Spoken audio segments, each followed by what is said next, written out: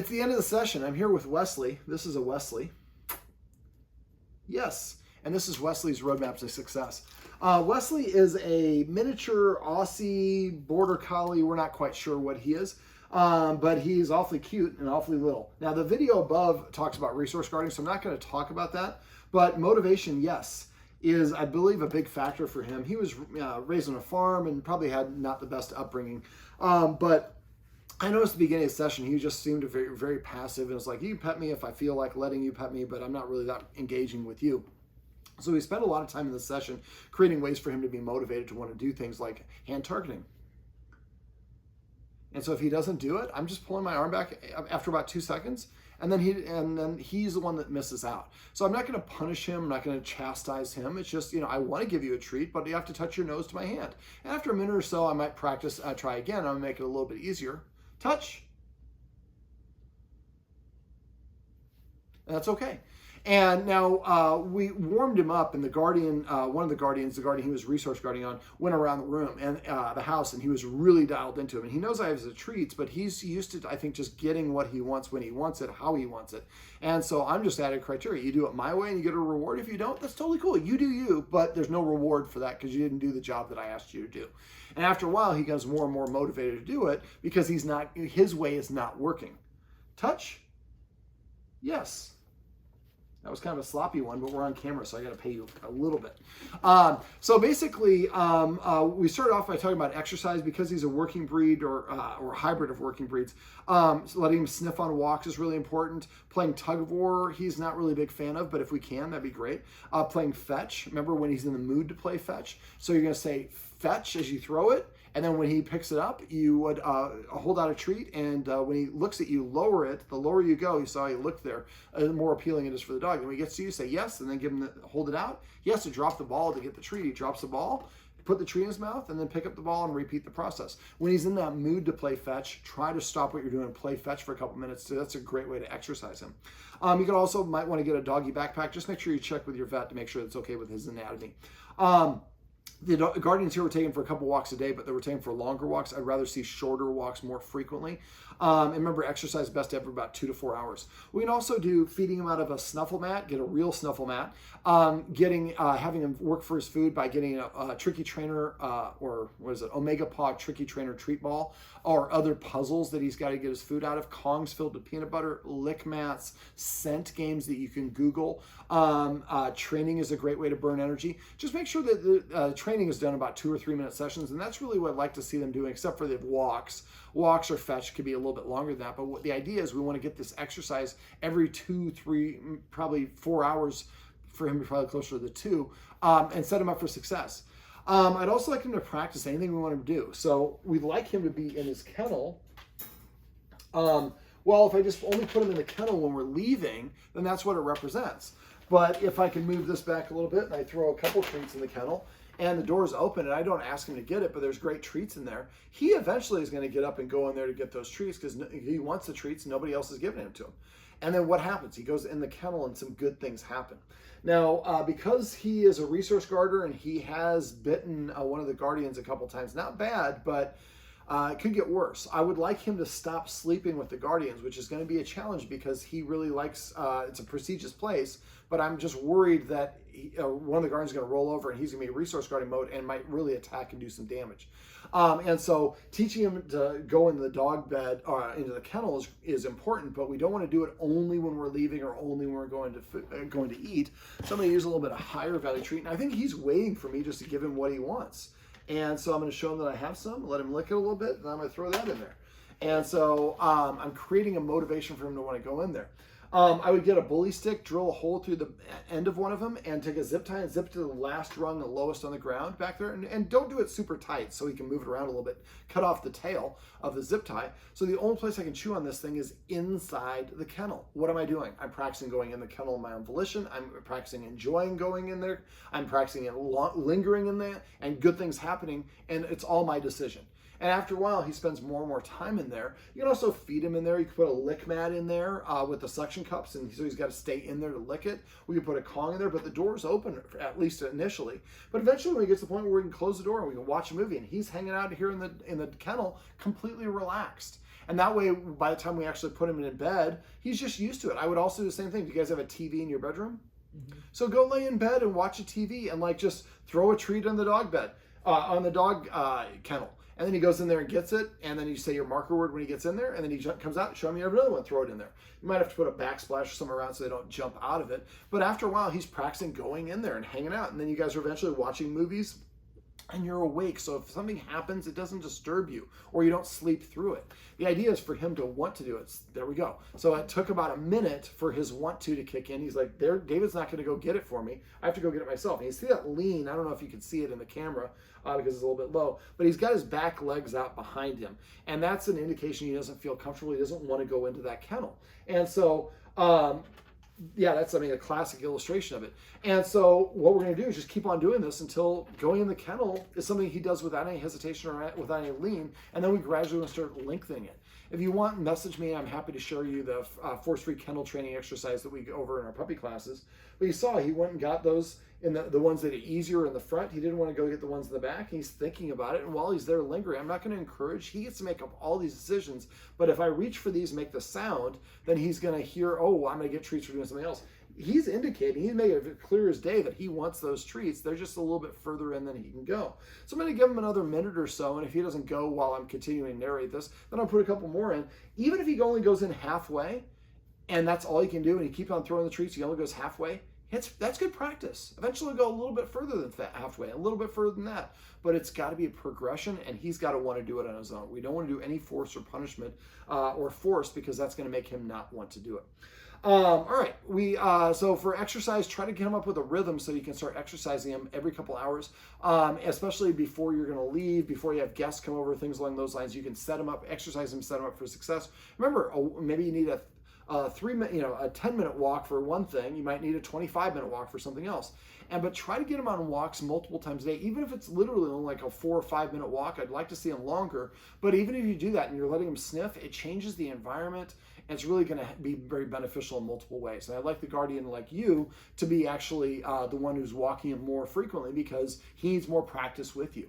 On walks, remember to do your marker word, and every time he looks at you, say your marker word and then give him a treat.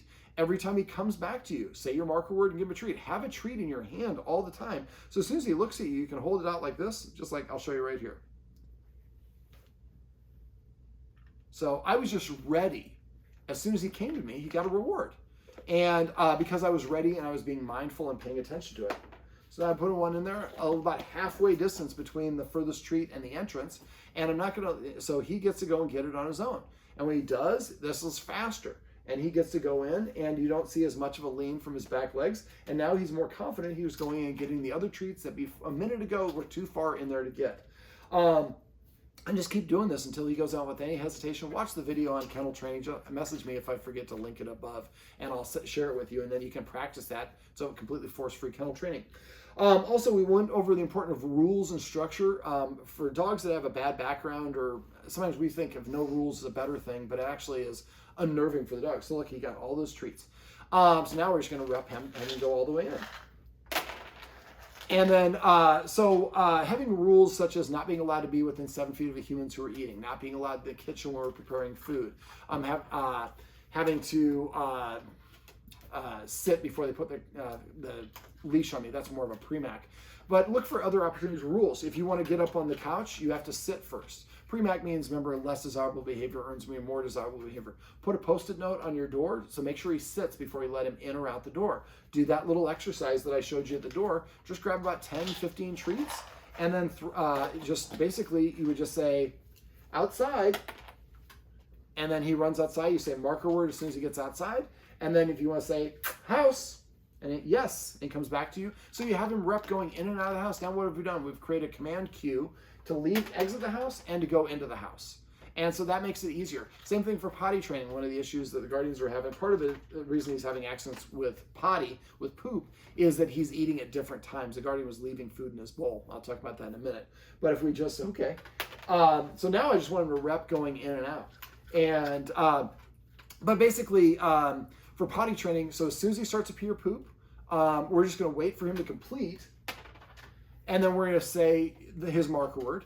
And if we can anticipate that he's going to potty, then you would say business or whatever the word is you want to do when he's starting to show those indicators that he's about to potty. Remember, the command cue should come first. Marker word comes at with the instant the dog does the thing, and then the reward or reinforcement comes at the end. And so, yes, for going in the kennel, he got the reinforcement. And if you want, I can call his kennel, maybe I call it Igloo.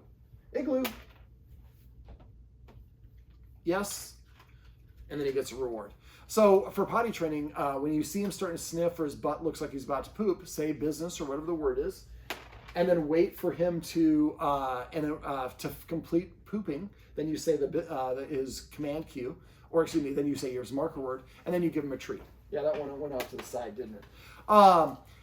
And take him out, and if he doesn't go, bring him back inside. Wait, keep him on a leash, or keep him in your lap, or keep him in a kennel until he goes, and or until he whimpers, and then take him back outside. If leaving him outside is not going to be what's going to cause him to go, it's him being rewarded. So each time he's going a little bit further and further in there on his own because we're going very progressively. So remember to use those pre-max. Sit before I open the door. Sit before I prepare your food. Sit before we play fetch. Sit before I put the leash on, or even I open the door to grab where the leash is. On walks, sit every time you cross a corner. Remember, every time he looks at you, yes, and hold the treat down. He's got to come back to you to get that treat. Yes. And after a while, you'll find he's going to pay more and more attention to you. We went over a hand targeting exercise. Remember, when you do it, you're going to chop your hand and leave it frozen, and keep your hand at a little bit of an angle so I can leave a treat on it like that and it doesn't fall off, which will happen if I go this way. Boop. So eventually you want to add a word, touch, target, boop, whatever you want to do. So I say touch. Nope. So this is why you don't want to say the cue until you're 90% certain the dog's going to do it. So touch, yes. So until we're at that point, we just go like this. He doesn't do it, so he doesn't get a reward. Chop again, yes. And I put the treat there. And then I put all the treats in this hand, and I go. And he takes a minute sometimes to find it. And yet, he got so close there without touching. But I'm not saying the marker word because he's not touching my hand. And after a certain period of time, I pull it back, and he missed that opportunity. Don't just leave it out there forever, because he's like, I'll do it when I feel like doing it. And so I'm going to wait for him to look at me again, and when he does, then I'll chop again. Yes. That was kind of a little confusing. I was marking for him looking at me, but then chopping, which is probably not ideal. Just, if you're going to do that, just wait for him to look at you and then chop again and say your marker word when he touches it. One other thing I want the guardians to do is, after saying your marker word, there should be 5 seconds of silence before you say your next word. A lot of the times the guardians, he's sitting there like, yes, you're such a good boy. And those extra words make the marker word not quite as present or as important. And so, all right, let me see. What else did we talk about? Well, petting with a purpose of past training. But first, I would like the guardian to walk around the house again, that 15 or 20 treats, and ask him to do a different cue, then go a couple steps and do it again. And this could be one of them as well. Go into your kennel. I mean, you should walk to where the kennel is, and then spend some time just throwing the treats in and out of the kennel and have him go in and out, and then wander around the rest of the house. Make that part of the ritual. So sometimes I just go in the kennel, and if you're ever in your room and he goes in the kennel on his own, yes, I'd go give him a treat, and I would probably give him what's called a jackpot. Jackpot is a lot of treats. So if he goes in there on his own, I would say yes, and get up and go, yep, and just give him the treats. 5. Don't say anything. Just give him 5 treats. When I'm going, what the S did I just do? Because I just got a lot of treats. I don't remember what that was, so I can do it again. And after a while, he'll just start going into the kennel on his own, or coming to you, or hand targeting, or whatever these things are, because you made it clear what it is that he can do to make you happy, or to not to make you happy. I shouldn't say that. To earn his reward. Now, I also went over, let me see, what else did I go over? Petting with a purpose is if you would like to pet him or he wants you to pet him, don't just pet him for no reason. Instead, tell him to sit or to lie down. If he doesn't, lean back and go back to doing what you're doing. If he does it, say your marker word and then pet him. And then pet him as much or as little as you want. If he does it multiple times in a row, he's probably saying, I need some exercise, and take him out for a walk or something. Remember to use the watchword of paycheck if we suspect someone's petting without a purpose. They paycheck that person stops petting even if they did it right. Tell the dog to sit. If he sits, they pet him, and then they can actually say, "Yeah, I did it right. You just missed it, but thanks for reminding me." Let me see. And when he does prepay, when he comes and sits down in front of you to prepay and ask for attention, make sure you reward that because that's a desirable behavior. Celebrating is rewarding him when he does the things that we want on his own. So every time he comes to you, yes, and pet him. Every time he sits, yes, and pet him. Eye contact, yes. Lays down, yes. Drops a ball, grabs a ball, goes in the kennel. Anything that you want him to do. Drinking water, yes, and then pet him afterwards. Or give him a treat, preferably a treat.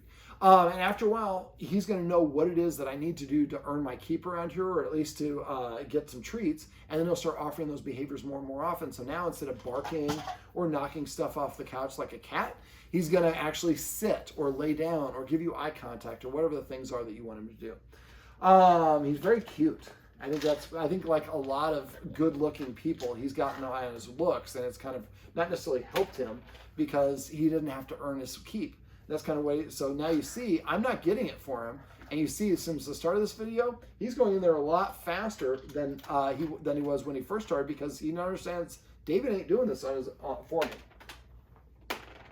Oh, that one went all the way in the back. See if he'll go all the way in. Oh, we almost got a paw in there. We're not there yet, but again, the more you rep it, the more that he will. And again, bully stick, zip to the back. Also, anytime you get a new toy, he should find it in his kennel. Every time you leave the room, put a treat in the kennel. Make sure the door is wide open. I would, unless you go in here a lot, I would probably move this kennel against it, move this stuff here. This way this thing's not moving around, although it's actually kind of somewhat bent, so it's not, sometimes he swings too easily. We don't want him to get surprised or caught off guard. Let me think, is there anything else we want to go over? The most important, the other thing is I want the guardian that he's resource guarding on to try to be the primary feeder if possible, and also to try to pick a new trick or cue and each week teach him a new trick or cue and practice it for everything. You want to go outside? Bang, you're dead. You want to eat? Bang, you're dead. You want to come on the couch? Bang, you're dead. By the end of the day, you're saying bang, and he said, I'm dead.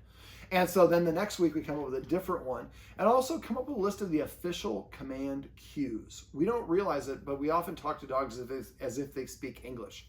Come here, come here, come here, come here, over here, dog's name, here boy, whistle, tap my thigh, and say his nickname. That's 10 different ways of calling him. That's 10 different words he has to listen for. The smartest dog in the world was a border collie named Chase, a chaser, that knew about 1,000 words. So if we have 10 cues and each cue has 10 different words, that's 100 words. That's 10% of his total vocabulary if he's a genius dog that we wasted. So it's just easier if you guys come up with a list of command cues, and if somebody's saying, come here, somebody says vocabulary, like, oh, thank you, come. Also remember, the lower your hand goes, the more it's for the dog. So can you see him in the shot right now? No. That's okay, you don't have to show. But you'll see him in the shot in a sec, because I'm going to hold a treat up like this. He's looking at it. I start going down, the lower you go, the more it's for the dog. And I'll just go ahead and put it on the floor. Motivation. It's the key to life. All right, well, this is my little buddy Wesley from, you might have seen him in The Princess Bride. He looks a little bit different nowadays. This is Wesley's roadmap to success. Oh, well, before I get that was a good example right here. Wesley, can we get you up here? Now I have to put a treat up here to get you up there? There you go. Wesley. Sit. Can you see him on the shot? So when I want to pet a dog, I always want to get consent. So I lean in. See how he leaned in? That's his way of saying you have my consent. Now I'm doing it because he thinks I have a treat. But if I reach to pet him and he turns his head to the side like it there, and I continue petting him, he said I don't want you to pet me, and you did it anyways. Eventually, I might have to nip you to get you to stop doing that. So whenever you want to pet and engage, go like that. Yes. And then you can go ahead and reward. Remember, the best place to pet him is going to be here, here, here, here. Try to avoid reaching over. Yes, that was a very good down. All right, well, once again, my name is David. This is Wesley, and this is Wesley's Roadmap to Success. Remember, everything you do trains your dog. Only sometimes you mean it.